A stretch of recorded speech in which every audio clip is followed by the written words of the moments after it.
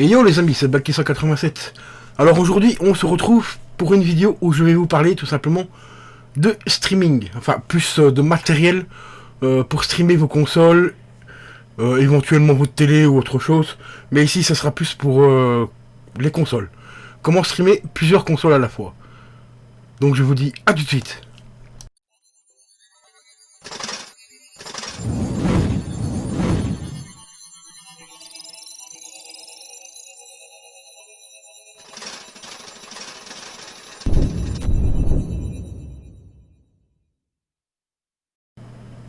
Et les potos, donc voilà, aujourd'hui on va parler un petit peu de matériel pour streamer plusieurs consoles. C'est-à-dire que, comme vous le savez, il existe des boîtiers d'acquisition qu'on peut brancher en externe sur le PC ou des cartes internes pour streamer. Donc vous avez normalement en général deux sorties sur ces cartes-là, deux sorties HDMI, une qui part sur votre écran et la deuxième qui part sur la console.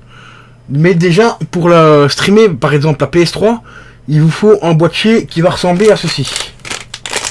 Vous avez vu, j'ai reçu un colis aujourd'hui. Et je vais vous montrer ça en direct et en live. À quoi ça ressemble.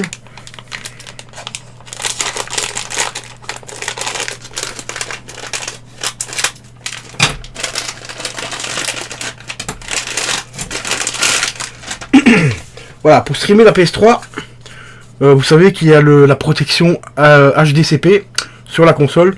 Donc vous devez acheter normalement un boîtier qui ressemble à ceci. Bon, ici c'est pas tout à fait le même, c'est juste pour vous montrer pour l'exemple. Et sur ce boîtier là, vous aurez deux sorties HDMI et à l'avant vous en aurez une seule. Voilà. Bon, alors ce qu'il faut faire, c'est brancher tout simplement votre console en HDMI, donc sur un câble HDMI sur votre console. Brancher le premier câble sur la première sortie de la PS3 et à l'arrière là où vous avez les deux autres câbles, vous branchez un deuxième câble qui part sur votre télé et le troisième câble qui repart tout simplement sur votre boîtier d'acquisition. Et comme ça, grâce à ce boîtier là, ça s'appelle un HD Splinter, vous pouvez tout simplement désactiver automatiquement la fameuse protection HDCP. Ça c'est la première astuce pour streamer la PS3. Moi ici vous savez que j'ai plusieurs consoles. J'ai la PS3, j'ai la PS2 et j'ai la Xbox 360 et j'ai la GameCube. Et ben ici je me suis procuré cet appareil, voilà, tout simplement, qui va me permettre de brancher toutes les consoles en HDMI. Oui, j'ai bien dit toutes les consoles. Donc c'est-à-dire GameCube et PS2, normalement elles ne sont pas en HDMI, mais il existe des appareils qui vous permettent de les brancher en HDMI. Et sur cet appareil ici, eh ben regardez, j'ai trois sorties HDMI à l'avant, et j'ai trois autres sorties derrière. Bon, il y aura bien sûr une sortie qui sera consacrée, donc celle-ci du milieu, où c'est marqué, je sais pas si vous verrez bien parce que avec le reflet du soleil et tout que j'ai derrière. Voilà, vous voyez c'est marqué août. Donc celle-ci, ce sera pour brancher sur la carte d'acquisition. Toutes les autres, donc HDMI, input 1, input 2, 3, 4 et input 5 qui est juste ici, va me servir pour brancher donc les consoles. Donc ici j'ai déjà 4 consoles où je pourrais streamer. Donc je pourrais éventuellement rajouter par exemple la Switch dessus. Si j'ai un jour j'ai la Switch, je peux tout simplement la brancher sur le 5e port et je pourrais commencer déjà à avoir les 5 appareils branchés sur un seul truc. Et en plus de ça, cet appareil là, et c'est ça qui est vraiment cool, d'ailleurs c'est ce qui m'a fait choisir celui-là, au-delà du prix. Quand je vais vous dire le prix juste après, vous allez halluciner. J'ai également une télécommande qui me permet de switcher d'une console à l'autre. Le 1, le 2, le 3, le 4 et le 5. Et ça, c'est franchement hyper intéressant. Bon, après, il faudra voir la qualité de la télécommande, qu'est-ce que ça vaudra dans le temps. Pareil aussi pour la qualité du boîtier. Donc ensuite, on a encore un autre câble qui est fourni avec. C'est tout simplement le récepteur de la télécommande qui se branche à part, qui n'est pas intégré dans le boîtier. C'est un peu pour ça que ces boîtiers là sont pas très chers, car oui, ce boîtier là m'a coûté moins de 4 €. Vous branchez donc le petit jack ici dans la fiche jack qui était prévue à cet effet, donc ici.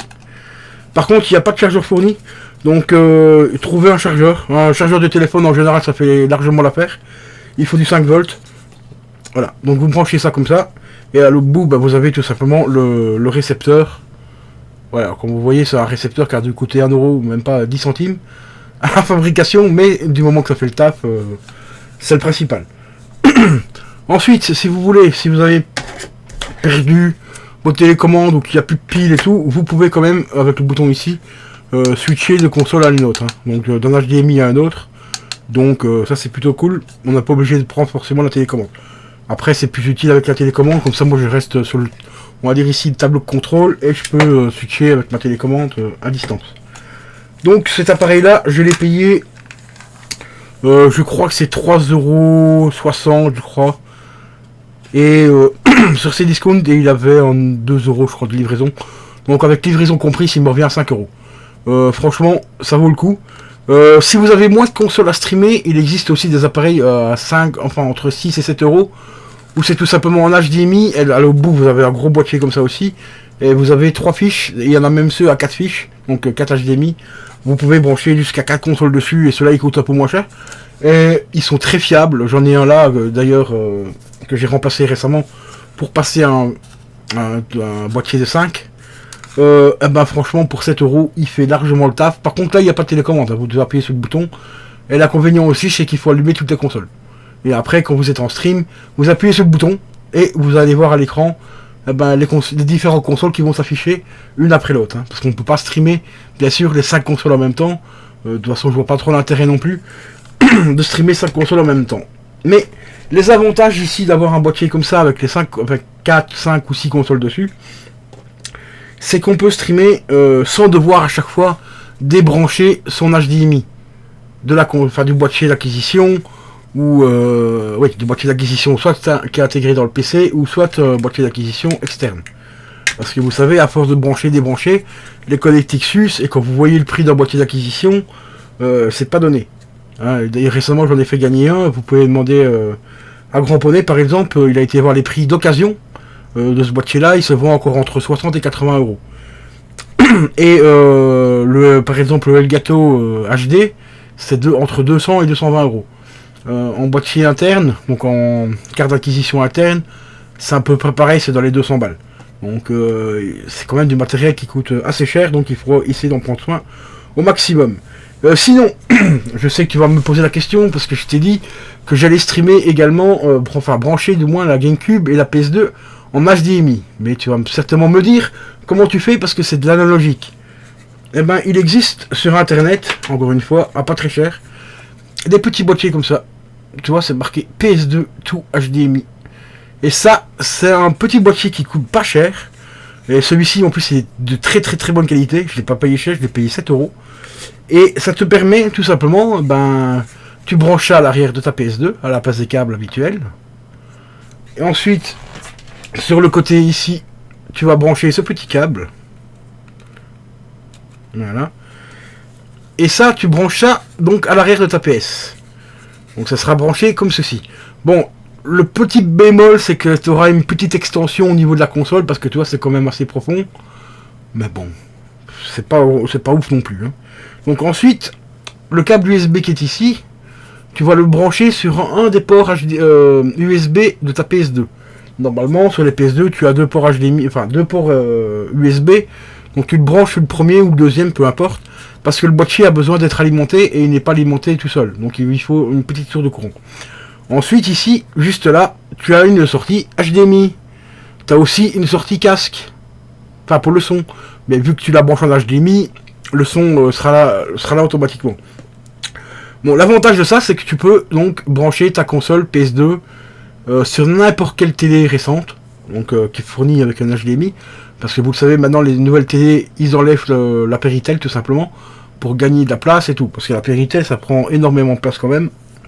Au niveau des circuits et tout, donc voilà. Et le deuxième avantage, c'est que ça peut améliorer. Bon, tu n'auras pas un jeu PS2 en HD, faut pas rêver. Mais ça peut augmenter légèrement les pixels du jeu. Genre un jeu PS2, on va dire un exemple, tourne en 450p par exemple. Tu pourrais éventuellement, normalement, monter jusqu'à 520p avec ton jeu PS2 parce que grâce à cet appareil. Et je te promets que ça marche plutôt pas mal. Bon, après il faut vraiment avoir l'œil pour voir que les pixels ont légèrement changé. Mais moi j'ai des jeux que j'ai saignés sur la PS2, donc je connais exactement comment ils sont graphiquement et tout. Et les premières fois que je les ai testés avec ce boîtier là, j'ai vu quand même qu'il y avait un petit grade au niveau de la qualité de l'image. Bon, après c'est pas fou non plus, hein, faut rester réaliste. Hein. Donc voilà, en branchant ça à l'arrière de ta PS, eh ben, tu pourras tout simplement la brancher en HDMI, donc ce qui veut dire la brancher là-dessus, et repartir sur ton boîtier d'acquisition, tout simplement. Il existe également le même genre de boîtier pour la Wii U, le même genre de boîtier aussi pour la Xbox, enfin pour la GameCube, sauf que la GameCube c'est plus un boîtier comme ceci. Ce sera un plus gros boîtier comme ça, et qui va repartir en câble en RCA. Parce qu'un boîtier, j'en avais acheté un comme ça pour la Wii, et normalement c'est à peu près les mêmes branchements que la GameCube, mais celui de la Wii ici n'est pas assez large. Donc la GameCube a un branchement un peu plus large, donc du coup ça ne pouvait pas se brancher dessus, donc voilà. Bon, après j'ai pas perdu grand chose, c'était 7 € le boîtier, donc parce que ça coûte 7 €. Donc voilà les amis, concernant donc le matériel qui va me permettre tout simplement de me changer la vie, de gagner beaucoup de temps quand j'ai envie de streamer des consoles rétro. Et comme vous savez, moi j'aime bien changer de jeu en cours de soirée et tout. Je peux passer là, grâce à cet appareil là, je pourrais passer de la PS3 à la GameCube, à la PS2, à la 360 et éventuellement à la Switch. Juste en appuyant sur un bouton, on est parti les gars. Tout est fluide et tout, donc c'est vraiment vraiment nickel. Ah oui, petit détail, j'ai oublié de vous dire, j'avais dit qu'il n'y avait pas de boîtier, enfin d'alimentation sur le boîtier. Je viens de voir ici, en fait, il y a le petit câble USB. Donc vous branchez ça sur le bouton secteur. Donc juste ici sur le côté, voilà, ici, boum. Et vous pouvez le brancher en HDMI, enfin en USB. Voilà. Faudrait faire un test, voir si c'est en le branchant sur un USB de télé. Voir si l'USB de la télé sera assez puissant, parce qu'il faut quand même du 5 volts. À tester, normalement je pense que ça devrait fonctionner. Ou alors vous prenez tout simplement un chargeur de téléphone, tout ce qui est plus classique, vous le branchez dessus et vous le mettez sur le secteur, quoi. Moi en général mon deuxième boîtier qui me permet de casser le code de la PS3 est branché comme ça en HDMI, enfin pas en HDMI mais en USB sur un secteur de téléphone, et ça fait amplement le taf, hein, donc voilà quoi. Et voilà les potos, donc concernant donc le petit matériel que je me suis racheté. Et si vous faites le total, ça coûte pas extrêmement cher. Le plus cher c'est le boîtier d'acquisition. Ici on en a pour 5 €. Là on en a pour 7 €, donc ça fait 12 €. Le boîtier, l'HDMI Splinter pour la PS3, ça coûte à peu près 5 € aussi. Donc on arrive à 17 €. Et l'autre boîtier pour la GameCube, éventuellement si vous voulez brancher la GameCube en HDMI, coûte à peu près aussi dans les 5 voire 6 €.